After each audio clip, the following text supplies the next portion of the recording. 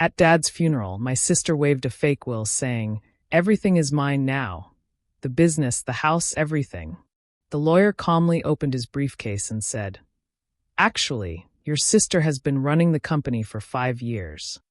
She dropped her coffee cup when she realized. It's funny how some people show their true colors at funerals. Maybe it's the grief, or maybe it's just greed finally breaking through the surface. For my sister Amanda, it was definitely the latter. Standing there at our father's funeral, waving around a piece of paper she claimed was his will, she had no idea what was about to hit her. I'm Sarah Mitchell, 35 years old, and this is the story of how my sister's attempt to steal our father's legacy blew up in her face in the most spectacular way possible. Our family story starts like many others, with a small business. Our father, David Mitchell, built Mitchell Technologies from the ground up 30 years ago. What began as a small computer repair shop eventually grew into one of the largest tech consulting firms in the state. Dad poured his heart and soul into that company, working countless late nights and weekends to make it successful. Growing up, Amanda and I had very different relationships with our father and his business. She was the older one, always demanding attention and expecting things to be handed to her. I was quieter, spending my afternoons after school at the office, fascinated by how everything worked. While Amanda was out shopping with friends or attending parties, I was learning the ins and outs of the business from the ground up. "Sarah, honey," Dad would say, "understanding how every part of the business works is crucial. You never know when that knowledge might come in handy." He was right, of course, but we'll get to that later. Amanda went to college and majored in fashion design, barely passing her classes and spending most of her time partying. Meanwhile, I earned my MBA and started working at Mitchell Technologies in an entry-level position. I wanted to learn everything from the bottom up, just like Dad had. "Why are you wasting your time?" Amanda would scoff during family dinners. "Just ask Dad for a management position. You have an MBA, for God's sake." But that wasn't my style. I worked my way up, learning every aspect of the business. The employees knew me as just another worker, not as the boss's daughter. I wanted to earn their respect, not demand it. 5 years ago, Dad called me into his office late one evening. The sunset was casting long shadows across his desk, and he looked more serious than usual. "Sarah, I need to tell you something important," he said, closing the door behind me. "I've been diagnosed with a progressive illness. The doctors say I have maybe 5 to 7 years left." My world stopped spinning for a moment. "Dad, no." He held up his hand. "I've made my peace with it. But we need to plan for the future. The company's future." That night, we made a plan. Dad would gradually step back from day-to-day operations while I took over more responsibilities. But here's the crucial part: we would keep it quiet. No announcements, no formal changes in leadership. I would continue working as I had been, but with Dad's guidance, I would actually be running the company. "But why keep it quiet?" I asked. Dad sighed. "Because I know your sister. If she finds out I'm sick, if she realizes the company will need new leadership, well, you know how she can be. I want you to have time to fully take the reins without any interference." He was right, as usual. Over the next 5 years, I quietly transformed Mitchell Technologies. We expanded into new markets, developed cutting-edge software solutions, and tripled our revenue, all while maintaining our reputation for excellent customer service and employee satisfaction. To the outside world, Dad was still running everything. But inside the company, people knew who was really in charge. Amanda remained oblivious.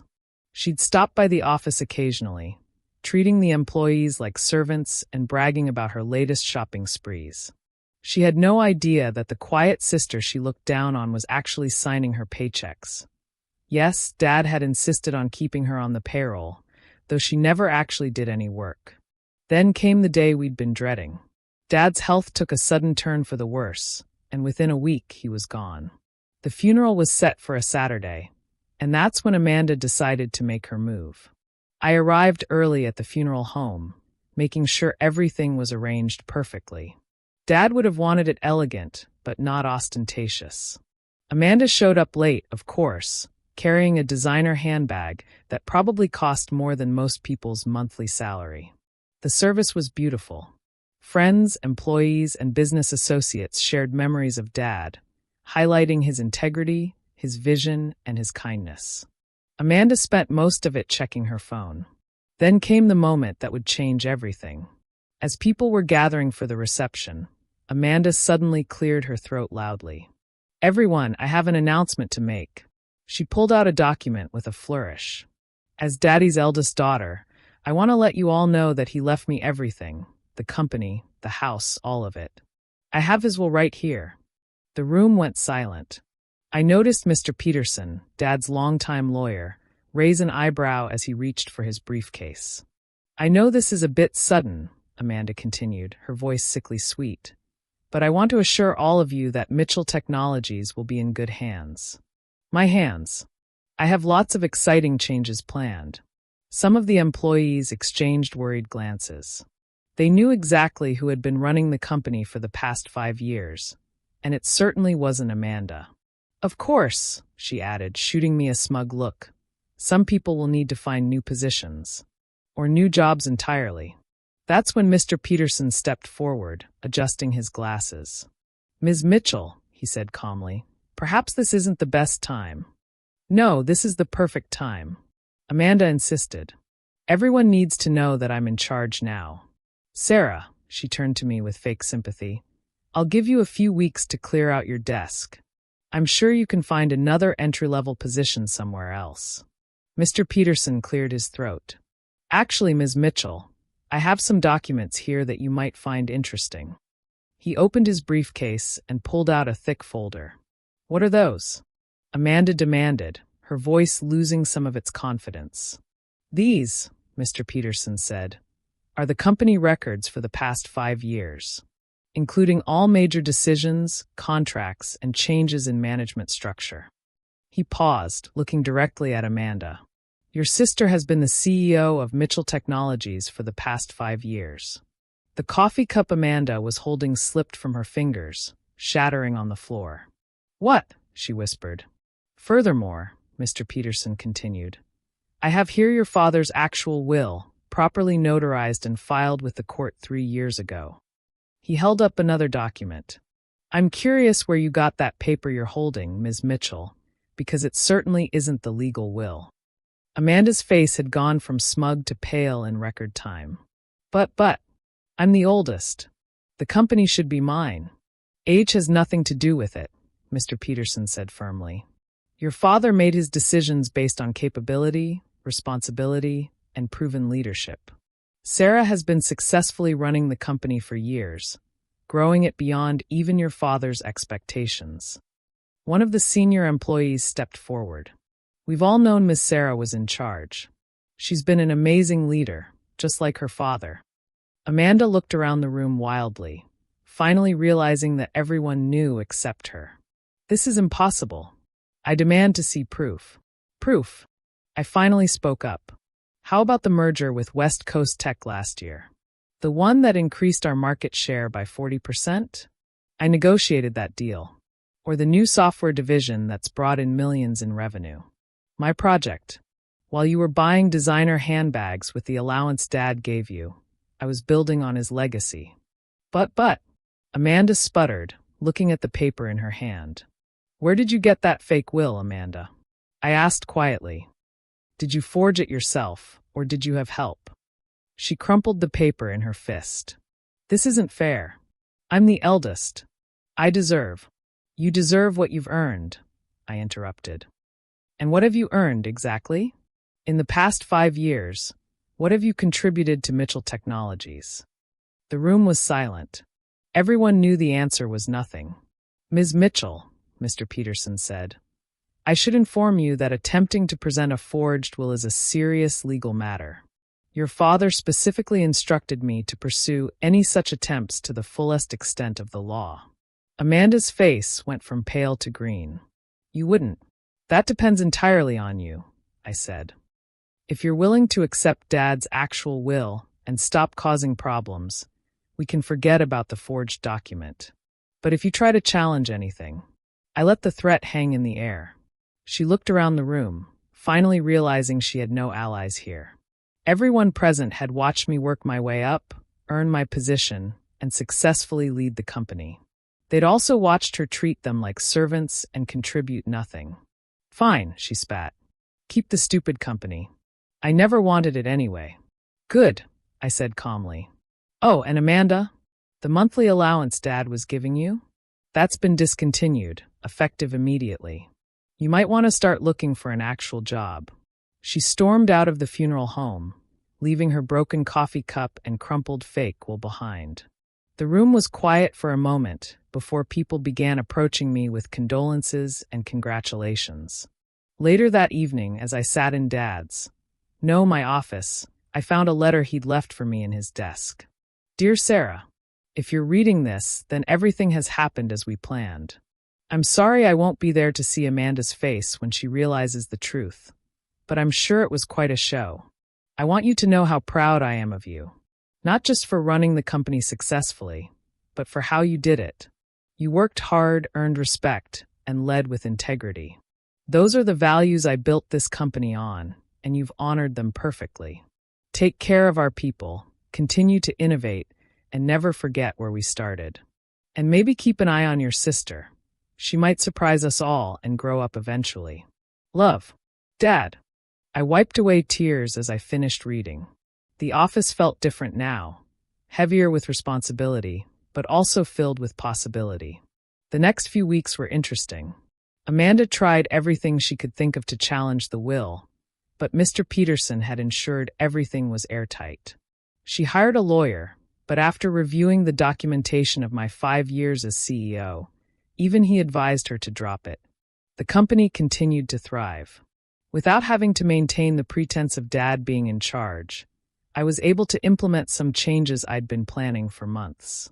We launched a new division focused on artificial intelligence, acquired 2 promising startups, and expanded our international presence.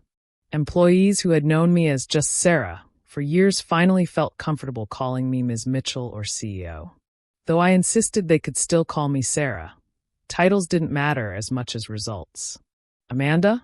She had to downsize considerably when her allowance stopped.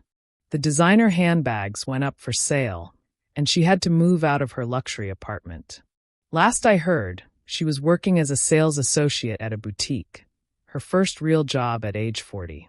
But here's the thing about family. Sometimes they can surprise you. 6 months after the funeral, Amanda came to my office. No appointment, but I decided to see her anyway. I've been doing a lot of thinking, she said, looking uncomfortable in her off-the-rack business suit. Anne, I owe you an apology. Several apologies, actually. I waited, saying nothing. I was horrible to you growing up. I was horrible to you at Dad's funeral. I was just horrible in general. She took a deep breath. I was jealous. You always had Dad's respect, and I never understood why. Now I do. Better late than never, I said quietly. I know I have no right to ask for anything, she continued, but I want to learn. Really learn from the ground up like you did. Would you consider giving me an entry-level position? I'll work hard, I promise. I studied her face, looking for any sign of manipulation. All I saw was sincerity and a hint of desperation. You'll start in customer service, I said finally. Minimum wage, no special treatment. You'll have to earn every promotion, just like everyone else. The smile that broke across her face was genuine. Maybe the first genuine expression I'd seen from her in years. Thank you, Sarah. I won't let you down. And surprisingly, she hasn't. It's been 2 years since that day. Amanda has worked her way up to team leader in customer service. She's not anywhere near management level yet, but she's learning, growing, and most importantly, she's earned everything she's achieved. Dad's letter was right. She did surprise us all by growing up eventually. As for me, I keep his picture on my desk, next to the awards Mitchell Technologies has won under my leadership. Sometimes when I have to make a particularly tough decision, I look at that picture and ask myself what Dad would do.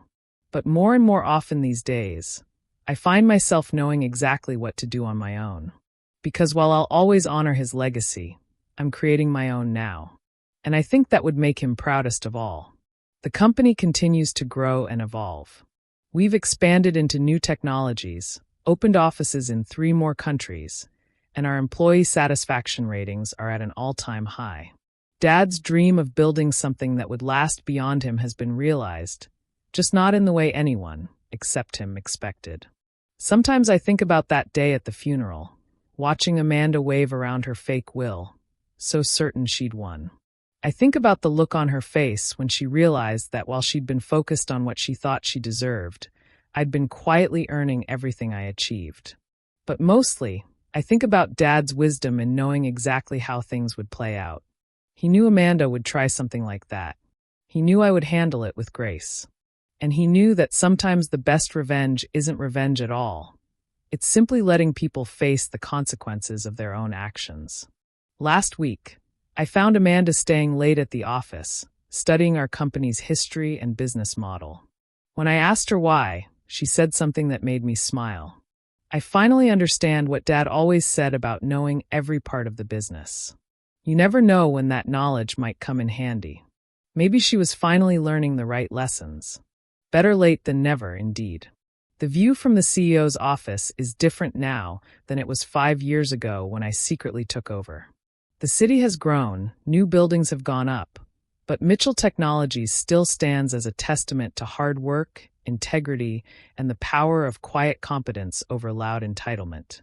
And every morning, when I walk into this office, I'm grateful for a father who taught me that the best way to succeed isn't to demand what you think you deserve, but to work quietly and diligently until you've earned something even better.